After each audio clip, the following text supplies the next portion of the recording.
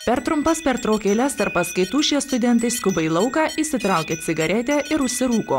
Galima 100% tvirtinti, kad jie tikrai yra girdėję apie žalingą nikotino poveikį organizmui.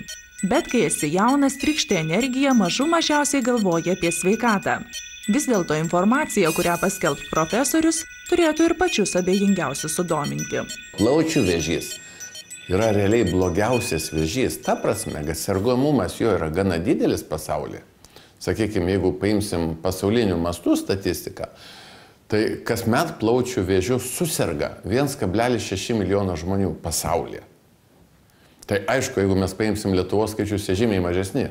Maždaug 1,5 tūkstančio, 1,6 tūkstančio, kaip kuriais metais. Bet tai tik iš 3 milijonų mažoji šalyje. Ir kada pažiūri apskritai, kad tendencija yra pasaulinė tendencija, kad onkologinės lygos pagal mirštamumo priežastis lipa į pirmą vietą. Mes visi buvome įpratę, kad širdies ir kraujagyslių lygos, tiesa. Jei kardiologijos srityje problemos gana pažangiai sprendžiamos, tai onkologinės ilgėjant žmonių amžiui tampa sudėtingesnės. Ir vyresnio amžiaus žmonėm daugėja tikimybė didėja susirgti navikais, plaučių lygom. Ir natūralu, kada populiacijos amžius ilgėja, jeigu mes palyginsim su kokiu, 18 amžium, kur vidurkis žmogaus buvo kokia galbūt 30 metų gyvenimo trukmė, gal mažiau net, tai šiandien kiek yra?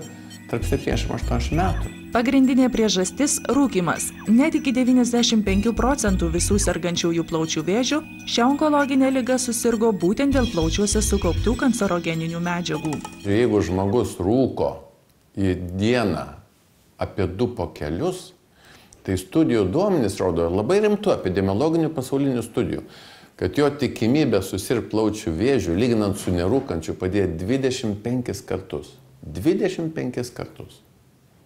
Bet yra tokia ir pagoda. Tų pačių studijų tęsimas, kai kur iš jų, jos buvo tęsimos, kai kurios atitinkamos analizės buvo daromos, parodė, kad jeigu žmogus rūko intensyviai, tarkim, ir jis sustojo rūkyti visiškai, tai per 15 metų maždaug jo rizika susirgti plaučių vėžių grįžta į nerūkančio riziką. Deja, bet net ir gyvenime nerūkęs žmogus vis dėlto gali susirgti plaučių vėžių. Pramonėje yra visas sąrašas medžiagų, kurios įskiria kancerogeną. Užtenka ilgą laiką jomis kvėpuoti ir tikimybė susirgti plaučių vėžių padidėja. Be to labai svarbi ir genetika. Liūdniausia, kad šiai dienai nėra profilaktinio patikrinimo būdų, kurie pagerintų plaučių vėžio išaiškinamumą. Šiandieną plaučių vėžio nustatymas yra grynai diagnostikos klausimas. Ir kad esant bet kokiam galimam įtarimui, kur kliniškai tai galėtų būti prielaida šios ligos, pacientas kuo anksčiau turėtų kreiptis į gydytoją. Ir tada mes sakykim taip, kad ypač tiem pacientam, kurie rūkoriam, ypatingai rūkoriam, jeigu jiem atsiranda požymiai tokie, kaip atsiranda naujai kosulys, ar pasikeičia kosulio pobūdis, ar skrepliavimas, ar skausmai krūtinė, nekalbant apie atkosėjimą krauju. Tai tokie simptomai paciento neturi būti nurašomi į tai, kad tai nuo rūkymo. Vis dėlto medikai džiaugiasi, kad atsirado naujos gydymo galimybės. Galima sakyti, įvyko revoliucija plaučių vėžio gydyme, nes prieš kelis metus iš tikrųjų vyravo didelis nusivylimas, nes standartinė chemoterapija buvo pasiekusi savo galimybių ribas ir vidutiniškai pacientai neišgyvendavo metų, vidutinė gyvenimo trukmė būdavo apie 8-10 mėnesių. Šiuo metu į plaučių vėžio gydymą, kaip ir kitų lokalizacijų vėžio gydymą, yra atėjusi taip vadinama biologinė taikinių terapija. Biologinė terapija yra šiai dienai yra patvirtintos 2 klasės vaistų.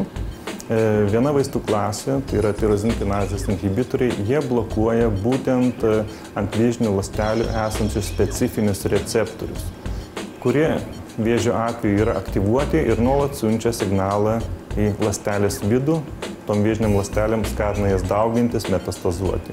Ir būtent užblokavus šios receptorius, ląstelės daugiau vėžinės nebesidaugina ir jos žūsta. Tai būtent taip prailginamas pacientų gyvenimas 3 kartus lyginant su standartinė chemoterapija. Kita grupė yra angiogenezės inhibitoriai. Žinoma, kad jeigu kol vėžys yra labai mažas, jis minta difuzijos būdu. Jam pradėjus augti daugiau, jam reikia kraujotakos. ir išsiskiria biologiškai aktyvios medžiagos, kurios pritraukia žmogaus kraujagyslės prie naviko. Taip, navikas gauna medžiagų, mitybinių medžiagų, kad galėtų augti. Tai būtent angiogenezės inhibitoriai slopina šitų kraujagyslių pritraukimą ir vėžys nebetekęs kraujotakos, nebetekęs mitybos, jis žūsta. Jeigu būtų diagnozuota ikivėžinė stadija, tuomet būtų galima taikyti efektyviausią gydymą, nes net nustačius pirmos stadijos plaučių vėžį, tikimybė išgyventi iki 5 metų siekia nedaugiau kaip 60%. Todėl pastebėjus anksčiau minėtus požymius ar kilus bent mažiausiam įtarimui, kaip sako profesorius Raimundas Sakalauskas, nereikėtų kišti galvų į smėlį, nes taip galima prarasti daug galimybių likti gyvam.